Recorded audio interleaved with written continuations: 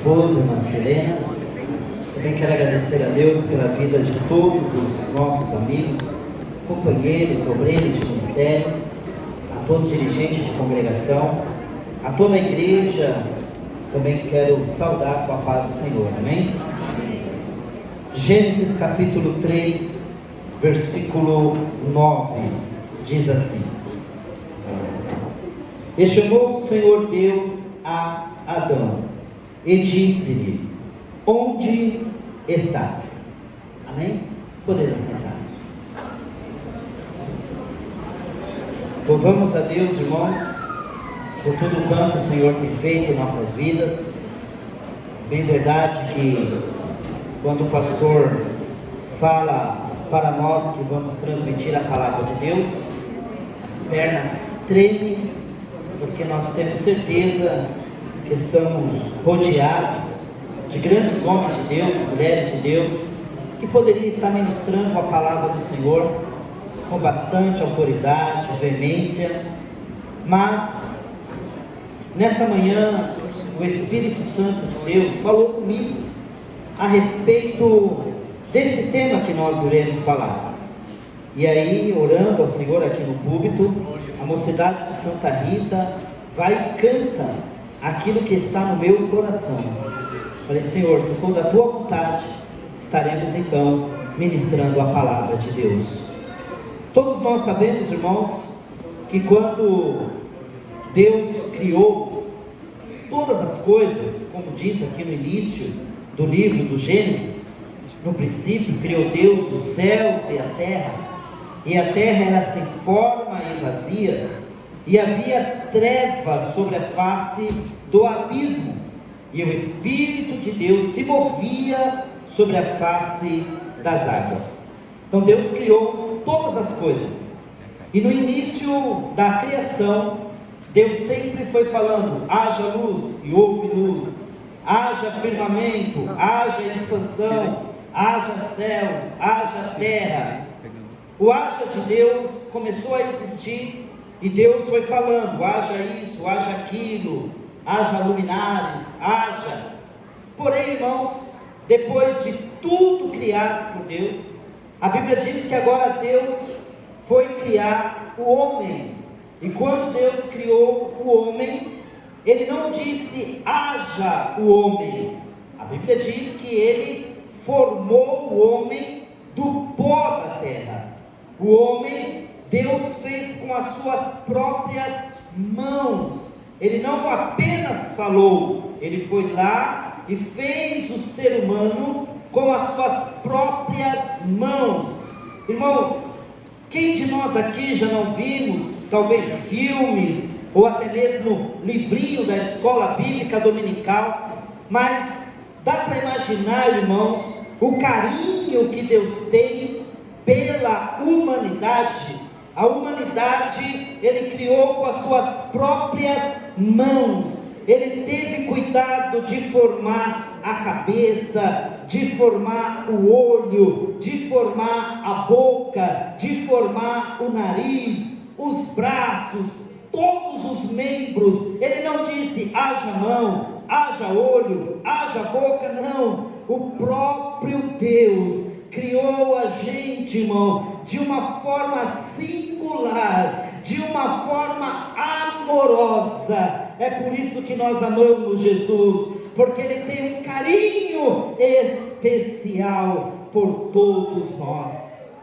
Então Ele criou de uma forma maravilhosa, do pó da terra. A Bíblia diz que Ele criou do pó da terra. Depois dele ter criado o homem do pó da terra, quando Ele viu que o homem estava segundo a sua imagem, segundo a sua semelhança, Deus, a Bíblia diz que Deus soprou na narina do homem, Ele soprou o fôlego da vida. Ele chegou bem pertinho do homem, depois de ter criado o homem, depois de ter feito com as suas próprias mãos. Agora Ele sopra, e aquele sopro não foi um pneuma, não foi ali, irmãos, um sopro aleatório, foi um sopro da vida. Deus soprou no homem a vida. vida, porque, irmãos, não teria cabimento Deus formar o homem e deixar o homem ali sem vida, sem sentido, sem sentimento. Deus soprou vida no homem. Você está vivo nesta noite.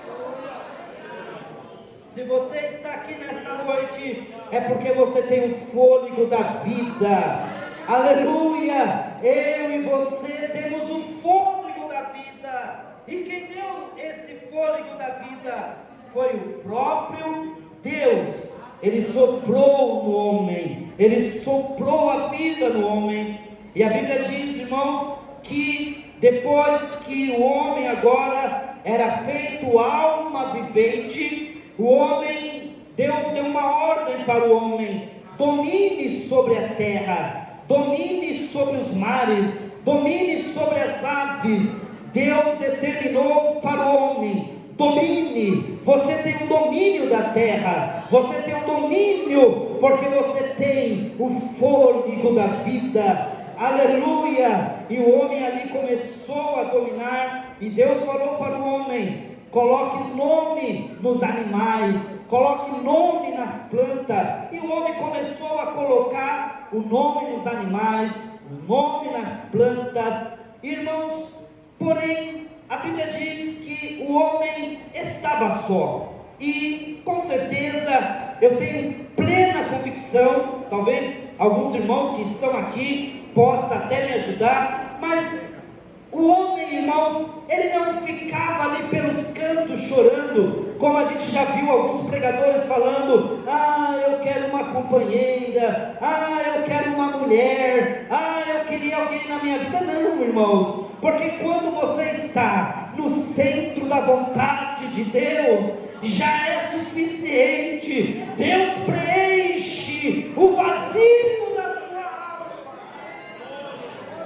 Deus preenche. Eu tenho plena convicção, irmãos, que o homem não ficava choramingando, pedindo uma mulher para Deus, mas Deus viu que não era bom o homem viver só, porque como tudo na vida tinha os pares, o boi tinha vaquinha, o cavalo tinha égua, e o galo tinha galinha, então todos tinham seus pares. Deus falou: não é bom que o homem viva só. E os irmãos conhecem muito bem que Deus fez o homem pegar ali no sono profundo e da costela de Adão, porque o primeiro homem foi chamado por Deus de Adão. Da costela de Adão, Deus fez ali a mulher, a disjuntora, aquela que é para estar ao lado do marido, aquela para estar do lado do homem, aquela que é estar ali para ajudar. Irmãos, eu sei que é uma ceia, mas aqui vai uma advertência: Deus não fez a mulher da cabeça para ser a mandona, e não fez do pé para o homem pisar, mas fez do lado. Ande junto com a sua mulher, ande junto com a sua companheira. E quando eu falo ande, não é apenas andar literalmente, mas é no respeito, é no carinho, é na atenção, porque esta é a ordem de Deus.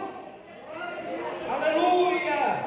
E os dois ali, irmãos, estavam vivendo, como nós conhecemos na teologia, a dispensação da inocência. Eles viviam a inocência, porque Deus fez Adão e Deus fez a Eva, e eles estavam ali, irmãos, vivendo o período da inocência. Irmãos, eles estavam vivendo ali o melhor momento. Eles não viam erro, eles não viam pecado, eles não tinham nada de culpa um no outro. Eles estavam vivendo o período da inocência. Mas ali no jardim do Éden, chegou ali a serpente, e todos nós sabemos que Deus falou para Adão e falou para Eva: de todo o jardim vocês podem desfrutar, mas da árvore da vida, do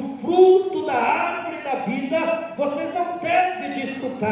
Sabe por que Deus fez isso, irmãos? Porque nós temos que ter limites. Todos nós temos que ter limite. Então Deus queria limitar o homem, mas veio a serpente no momento em que Eva estava ali, talvez fazendo alguma coisa, algum a fazer, e os irmãos conhecem muito bem o que a serpente fez com a Eva, e começou a falar: por que você não pode desfrutar disso? Por que você não pode participar disso? Com certeza, se você comer deste fruto, você vai ser igual a Deus, você vai ter conhecimento do bem e do mal. E ali, irmãos, infelizmente, a Eva caiu no conto do vigário da serpente, e ela comeu daquele fruto, e depois que ela comeu daquele fruto, a Bíblia diz que ela deu ao marido.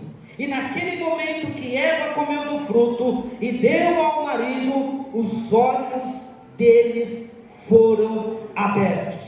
Os olhos de ambos foram abertos. E a Bíblia diz que agora a inocência que eles tinham, a inocência de uma criança, a inocência de viverem ali naturalmente, agora caiu, porque o pecado entrou na vida dele. O que tira a nossa inocência com Deus é o pecado. O que tira a nossa comunhão com Deus é o pecado. Irmãos, quando a gente está no estado de inocência, pode ser o que for, a gente está no centro da vontade de Deus. Irmão, a gente não quer saber de A, a gente não quer saber de B, a gente não quer saber quem vai pregar, quem vai cantar, quem vai falar. A gente vem para a igreja somente para adorar, porque o estado da inocência é o estado que a gente está em comunhão com Deus. E eles perderam aqui o estado da inocência, porque a Bíblia diz que agora eles descobriram que estavam nus, e eles se esconderam, fizeram ali uma roupa para eles. Eu não sei quanto tempo, daqui o pastor Edson, o pastor Isvaldo, os teólogos, eu não sei se quanto tempo, pastor Jair, eles estavam nus. Eu não sei, Ronaldo, quanto tempo eles estavam ali nus, mas muito tempo eles estavam nus e não ligavam, não se importava pela sua nudez. Mas agora, irmãos, que o pecado entrou, agora que eles desobedeceram a Deus, porque, irmãos, aonde o pecado entra, aonde a desobediência entra, faz um estrago. Aonde o pecado entra, aonde a desobediência entra, a nossa vida muda, a nossa comunhão com Deus muda, a nossa comunhão com o irmão muda, a nossa comunhão com o ministério muda, porque o pecado faz um estrago na nossa vida. E eles perceberam que estavam nus, e eles fizeram então uma roupa para si, pegaram ali folhas de figueiras e fizeram uma roupa. Mas Deus todos os dias ia no Éden. A Bíblia diz que no virar do dia, Deus ia no Éden para falar com eles. E quando eles ouviram que Deus estava chegando para falar com eles, sabe o que eles fizeram? Se esconderam, porque essa é também uma característica de quem erra. Quando nós erramos, a primeira coisa que queremos é se esconder. Pastor Ezequias tem uma fala que ele fala assim, quando o camarada senta aqui no primeiro banco, depois senta no meio, depois senta lá atrás, tem alguma coisa errada. Porque o pecado, irmãos, faz a gente se esconder. Ainda mais no culto, muitas das vezes onde está aquele fogo, a gente que está, alguém que está muitas das vezes fora do prumo de Deus, fala, Jesus, não deixa ninguém vir do meu lado. Porque o pecado faz a gente se esconder. O pecado, irmão, não deixa a gente ter a comunhão, porque a Bíblia diz que o pecado faz separação entre Deus e o homem. Na somente o pecado. E eles se esconderam ali, eles se esconderam, e Deus falou: Adão, onde estás? Adão, cadê você? Aleluia, aleluia. E é esta palavra que Deus colocou no meu coração: Adão, cadê você? Aleluia, cadê você? Deus está à procura de quem errou. Parece um paradoxo. Eu sei que Deus sabe onde está eu sei que Deus sabia onde eles estavam. Deus sabia onde que eles estavam escondidos. Deus ali só estava falando com eles para eles entenderem algo natural. Mas Deus está dizendo: cadê você? Cadê você que dava glória a Deus no culto de ceia? Cadê você que vinha para o culto com vontade de cear? Cadê você que vinha para a igreja com vontade de adorar o Senhor em espírito e verdade? Essa é a pergunta de Deus: cadê você? Cadê você? Cadê você, obreiro? Cadê você, irmão? Cadê você, jovem? Cadê você? A sua comunhão com Deus não é mais a mesma.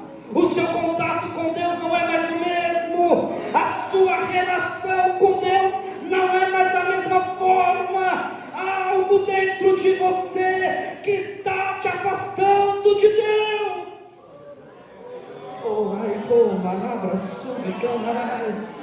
Você já não é mais a mesma pessoa.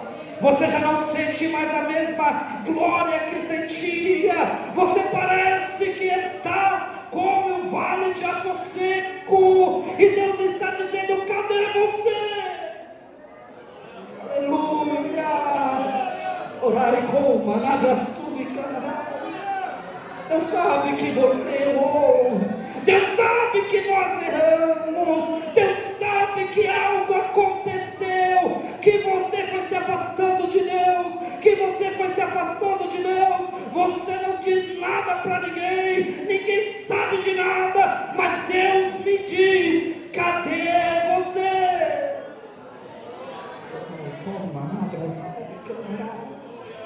Aleluia, cadê você? Que todos os dias Deus falava contigo de uma forma linda. Cadê você que todos os dias sentia a presença do Senhor de uma forma maravilhosa? Cadê você que Deus fez com tanto carinho, que te tirou do lamaçal do pecado, que te tirou da prostituição, que te tirou das drogas, que livrou você de acidente, que te deu vida naquela UTI? Cadê você? Cadê você?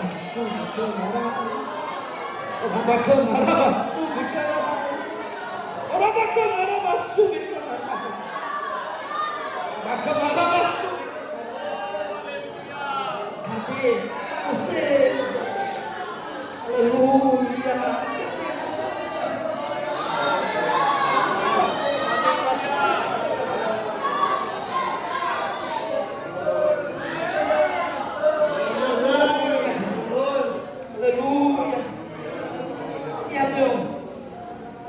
Falou para Deus: Deus, estou escondido. Deus, eu me escondi.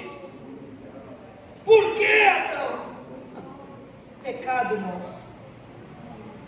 Quando a gente erra, a gente entra num estado de decadência tão horrível, que se a gente não tiver coragem, a gente entra na síndrome de culpar. Foi fulano que eu cheguei na ceia, queria sentar no meio das irmãs, não tinha mais cadeira, a irmã mandou ir lá para trás. Não quero ir mais para a igreja. Foi Beltrano, porque o púlpito estava cheio e eu sou presbítero. Tinha que me dar a posição. Vou lá para trás. Foi fulano que na hora que a orquestra estava tocando, tocou uma nota errada e falou que eu errei. vou lá para trás, eu não quero mais. Começa a culpar, porque o pecado não deixa a gente ver que o errado somos nós. A gente começa a colocar culpa, pastor Misael. É o pastor Elisvaldo, é o pastor Pedro, é o pastor Ezequias, é o pastor Jonas. Eu saí da igreja por causa de fulano, eu saí da igreja, foi porque pecou. Ninguém sai da igreja por alguém, é porque pecou. Porque quando nós estamos no estado da inocência, pode acontecer o que for. Irmão, no estado da inocência, você está no banco sentado, o diácono fala assim: levanta do banco, vai lá para trás, você vai, levanta e vai dando glória a Deus. Mas quando está no estado de pecado, eu pago o dízimo e não levanto daqui. Eu dou meu dízimo e não levanto daqui. É o estado do pecado. O estado da inocência pode estar do lado de dentro, pode estar do lado de fora, pode sentar no púlpito, pode sentar fora do púlpito, pode cantar, pode não cantar, pode pregar, pode não pregar. Eu não quero saber, eu quero adorar, eu quero adorar, eu quero adorar. Mas, quando a gente vem no estado da culpa. E aí os irmãos conhecem muito bem. Ele falou que a culpa era da mulher. A mulher falou que a culpa era da serpente. E um começou a jogar culpa no outro. Deus entendeu. Vocês pecaram. Então Deus deu ali consequências do pecado. Os irmãos sabem que Deus falou para a mulher: com dores terá parto. E falou para o homem: do suor do seu rosto você vai comer, você vai trabalhar bastante, e do suor do seu rosto você vai comer. Mas para a serpente, Deus fez uma promessa: breve vai nascer um que vai pisar a sua cabeça, que vai esmagar essa cabeça, porque você pode até ter vencido uma guerra, mas vitorioso é o nosso Deus. Aleluia. E aí, irmãos, aqui entra uma outra coisa, no versículo 21 do capítulo 3: e fez o Senhor Deus fez a Adão e a sua mulher túnicas de peles.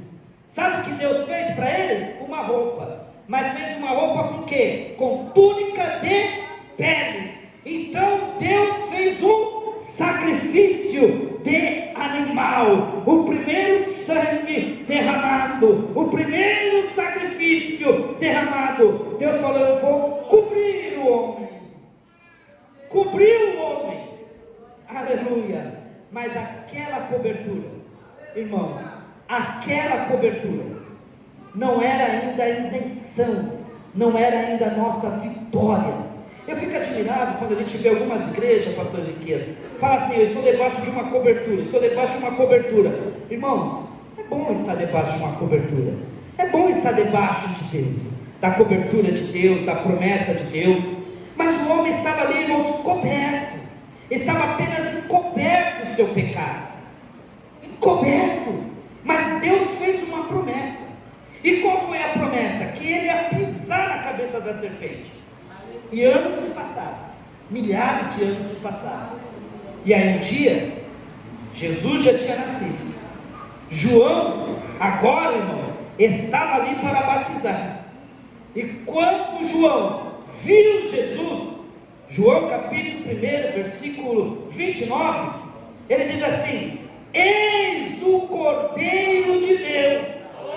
Esse Cordeiro que é Jesus, ele não vai encobrir o pecado, ele não vai passar a mão em cima do pecado, ele não vai dar jeitinho no pecado, ele tira o pecado do mundo, ele arranca o pecado, ele vai vencer o pecado, e ele vai pisar a cabeça da serpente, porque ele é o Cordeiro de Deus, que tira o pecado do mundo. E sabe que eu aqui, irmãos, eu preciso finalizar, Mas sabe o que Deus colocou no meu coração? Levante a sua cabeça, pode voltar a dar glória a Deus, porque Jesus de Nazaré, aquele que nós vamos participar da ceia, ele não encobriu o pecado, ele morreu na cruz do Calvário, o sangue dele foi vertido na cruz, o sangue dele caiu na terra, e quando o sangue dele caiu na terra, foi para arrancar. Ele disse para o diabo, ele disse para todos: eles são meus, eles são meus, eu arranco o pecado da vida deles, o pecado não vai ter poder sobre a vida deles, enquanto eles comeram. Oh, aleluia, aleluia. E ele morreu, ao terceiro dia ele ressuscitou. E sabe por que Jesus ressuscitou? Porque ele não tinha pecado. O pecado não conseguiu vencer o nosso Jesus. E sabe o que Jesus fez? Agora eles não vão mais ficar escondidos. Agora eles não mais vão precisar de sangue de carneiro, de sangue de bode, de dar jeitinho no pecado, não. Porque agora eu vou colocar o meu Espírito na vida deles. Eu vou para o céu, mas eu não vou deixar eles órfãos. Eu vou soprar de novo, pastor Edson. Jesus falou: eu vou soprar de novo, pastor Jair. Eu vou soprar de novo, mas agora não é só o sopro do fôlego da vida. Agora é o meu Espírito, é o meu Espírito. Oh, e ele soprou, e nós estamos agora com o Espírito Santo de Deus. Receba o Espírito Santo de Deus. Sinta a presença do Espírito Santo de Deus. Parece que eu vejo Jesus falando: saia daí, eu sei que você errou, eu sei que você pecou, eu sei que você falhou, mas eu te dou o meu Espírito. Receba o meu Espírito. Se você quiser nesta noite, o pecado não vai mais te escravizar. Se você quiser nesta noite, o pecado não vai mais fazer você andar de cabisbaixo. O pecado não vai mais fazer você ficar com vergonha de alma de ver, porque é o Espírito de Deus que foi soprado sobre nós. Vai vir sobre ti nesta noite. Vai vir sobre ti nesta noite. Olha o Espírito Santo te dando graça. Olha o Espírito Santo te enchendo. Você entrou aqui cabisbaixo, mas Deus está dizendo: ei, levante a sua cabeça. Você tem meu Espírito. Levante essa cabeça. Você tem a minha graça.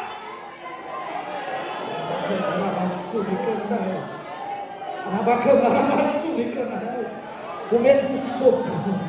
O mesmo sopro que Deus soprou nas narinas do homem e fez ele alma vivente, agora é o sopro do Espírito Santo. Lembra que eles estavam lá em Atos do Apóstolo capítulo 2, estavam com medo, estavam escondidos, e a Bíblia diz que de repente veio um vento, e aquele vento era veemente, e aquele vento entrou em toda a casa. Homens que estavam escondidos, pastor Marcos, homens que estavam cabisbaixo, homens que não sabiam como ia vencer os grandes, como ia vencer ali o império, eles estavam ali orando: Jesus, Jesus, Jesus, mulheres buscando a presença. Mas de repente, eu não sei o que aconteceu, de repente invadiu aquele lugar a glória de Deus. E a glória de Deus vai invadir esse lugar nesta noite. A glória de Deus vai invadir esse lugar nesta noite. Irmãos, a Bíblia diz que a glória foi tão grande que havia na cidade uma festa, e tinha, eu não sei se era milhões, mas era milhares de pessoas na festa lá em Jerusalém. Mas um lugarzinho lá no cenáculo, no alto lá, só 120 pessoas mas cheio do sopro de Deus, cheio da glória de Deus. Irmãos, aqueles homens, aquelas mulheres faziam tanto barulho, porque foi o dia do Pentecoste. Foi tanto barulho que o barulho da festa de milhares de pessoas não foi maior que o barulho da glória de Deus, que o barulho da glória de Deus.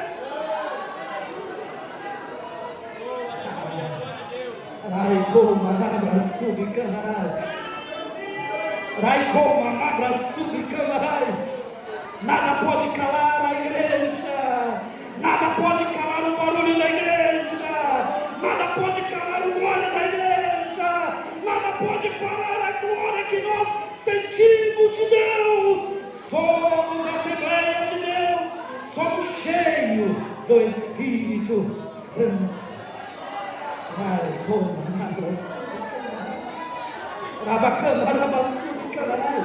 Pode sair.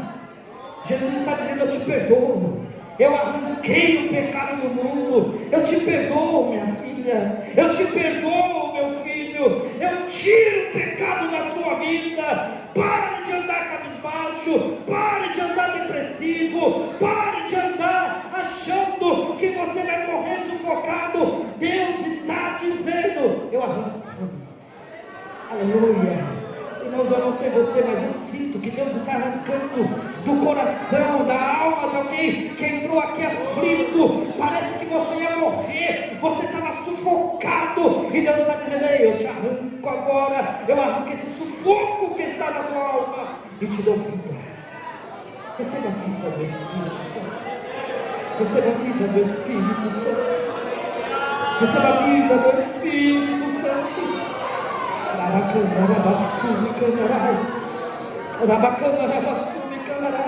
Pode falar, muito obrigado, Jesus. Receba a vida do Espírito Santo. Mocidade, receba a vida. Adolescentes, receba a vida. Irmãos do circo da oração, receba a vida. Obreiros da casa do Senhor, receba a vida. Nós estamos aqui porque temos vida.